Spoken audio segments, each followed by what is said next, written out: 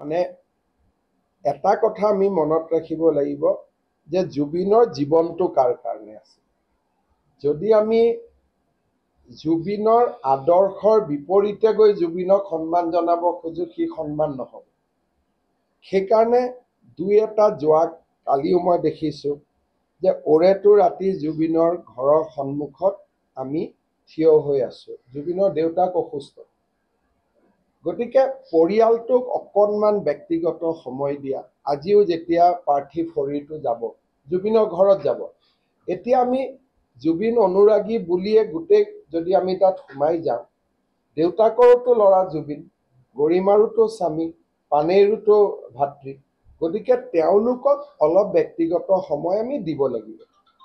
যেনেকৈ ভূপেন হাজৰিকাৰ মৃত্যুৰ সময়ত আমি ইমান শৃংখলাবদ্ধভাৱে ব্যৱহাৰ কৰিছিলোঁ যে অসমৰ এই বাৰ্তা সমগ্ৰ দেশলৈ গৈছিল যে অসমে ভূপেন হাজৰিকাক কেনেকৈ সন্মান জনাইছিলে। মই ভাবোঁ যিহেতু এতিয়া আমি আৰু এখন মেচিউৰ্ড সমাজ, আমাৰ সমাজখন যিহেতু আৰু বেছি পুৰঠ হৈছে, গতিকে ভূপেন হাজৰিকা ডাঙৰীয়াক আমি যিমান সন্মানেৰে সৈতে ডিচিপ্লিন নিয়মানুৱৰ্তিতা ৰাখিছিলোঁ, তাতকৈও আজিৰ দিনত মই অসমৰ ৰাইজৰ পৰা বেছি শৃংখলাবদ্ধতা, নিয়মানুৱৰ্তিতা, ইজনে সিজনক সন্মান মই বেছি আশা কৰিম। কালিয়ে ধৰক দিব্যাংগ ব্যক্তি এজনে যদি জুবিনক চাব যায়, তেওঁক আমি অগ্ৰাধিকাৰ দিব লাগিব। কোনোবা এজন বয়োজ্যেষ্ঠ ব্যক্তিয়ে যদি আমি জুবিনক শ্ৰদ্ধা জনাব যায়, তেওঁক আমি অগ্ৰাধিকাৰ দিব লাগিব।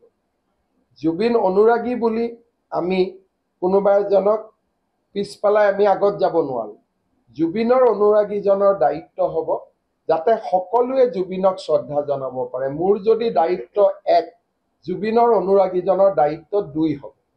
যদিও মই ব্যক্তিগতভাৱে অনুৰাগী জুবিনৰ, কিন্তু মই আজি এতিয়া অসমৰ মুখ্যমন্ত্ৰী হিচাপে কথাখিনি আপোনালোকক কৈছোঁ।